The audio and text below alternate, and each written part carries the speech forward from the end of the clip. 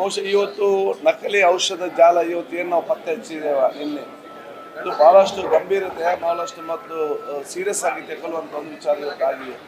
ಯಾಕೆಂದರೆ ಅಂತಾರಾಜ್ಯ ಮಟ್ಟದಲ್ಲಿ ಇವತ್ತು ತಯಾರಾಗ್ತಾ ಇದೆ. ಕರ್ನಾಟಕದಂಥ ಬಿಡದಲ್ಲಿ ಇವತ್ತು ಲೇಖನವಂತೂ ವಿತರಣೆ ಆಗ್ತಾ ಇದೆ.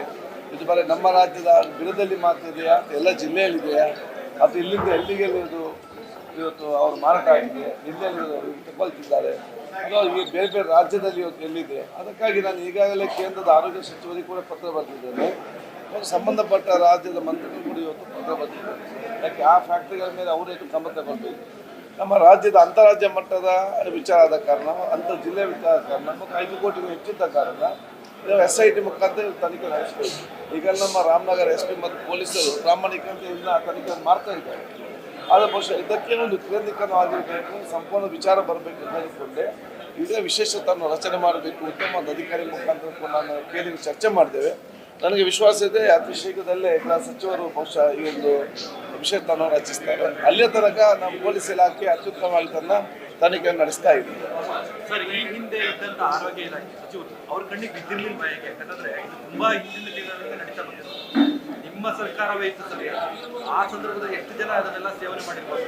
ನೋಡಿ, ಹಿಂದಿನ ಸಚಿವರು ಅತ್ಯಂತ ಪ್ರಾಮಾಣಿಕತೆಯಿಂದ ಬದ್ಧತೆಯಿಂದ ಎಲ್ಲರೂ ಕೂಡ ಕೆಲಸ ಇಟ್ಟು ಮಾಡಿದ್ದಾರೆ. ಆಯ್ತವ್ರಿಗೆ ಅವರವರ ಕಾಲಘಟ್ಟದಲ್ಲಿ ಅದನ್ನೀಗ ನಾವು ಮುಂದುವರಿಸಿಕೊಂಡು ಬಂದಿದ್ದೇವೆ.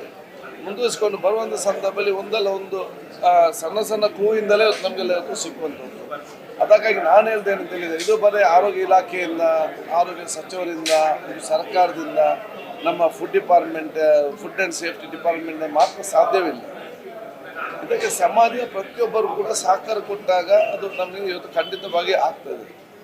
ನಾವು ಬಹುಶಃ ಇವತ್ತು 7.5 ಕೋಟಿ 6.5 ಕೋಟಿ ಜನಸಂಖ್ಯೆ ಇರುವಲ್ಲಿ ನಾವು ಬಹುಶಃ 150 ಜನ ಫುಡ್ ಸೇಫ್ಟಿ ಅವರು, ಪೊಲೀಸರು ಸ್ವಲ್ಪ ಎಷ್ಟು ಪತ್ತೆ ಸಾಧ್ಯವಾಗ್ತದೆ. ಇಂಥದ್ದು ನಡೀತಾ ಇದೆ. ನಾವೆಲ್ಲರಿಗೂ ಸಾಕು ಕೊಡಬೇಕಂತೇಳಿ ಸಂಘ ಸಂಸ್ಥೆಗಳ ಎಚ್ಚೆತ್ತುಕೊಳ್ಬೇಕು. ಇವತ್ತು ಒಂದು ಫಾರ್ಮಸಿಯಲ್ಲಿ ಕರೆಕ್ಟ್, ಇನ್ನೊಂದು ಫಾರ್ಮಸಿಯಲ್ಲಿ ಒಂದಕ್ಕೆ 10,000 ರೂಪಾಯಿ ಇದೆ ಇಂಜೆಕ್ಷನ್, ಇನ್ನೊಬ್ಬಂದ್ರೆ 5,000 ರೂಪಾಯಿ ಕೊಡೋದಾದ್ರೆ ಕೇಳಬೇಕು, ಇವರಿಗೆ 5,000 ರೂಪಾಯಿ ಸಿಗ್ತದೆ, ಆ ಮಾಹಿತಿ ನಮಗೆ ಕೊಡಬೇಕು. ನಾವು ತನಿಖೆ ಮಾಡ್ತೇವಲ್ಲ, ಈ ಒಂದು ರೇಟ್ ಜಾಸ್ತಿ ಅಥವಾ ಇವನು ಕ್ವಾಲಿಟಿ ಕಡಿಮೆ ಅಂತ ನಾವು ನೋಡ್ತೇವೆ. ಜನ ನಮಗೆ ಸಹಕಾರಗಳ ಕೆಲಸ ಆಗ್ಬೇಕಂತ ಹೇಳಲಿಕ್ಕೆ ವ್ಯವಸ್ಥೆ. ಇದೆಲ್ಲ ಕೂಡ ತನಿಖೆ ಮುಖಾಂತರ ಬರುವಂಥ, ತನಿಖೆ ಆದ ನಂತರ ನಮಗೆ ಈ ವಿಚಾರ ಹೇಳಲಿಕ್ಕೆ ಸಾಧ್ಯವಾಗ್ತದೆ.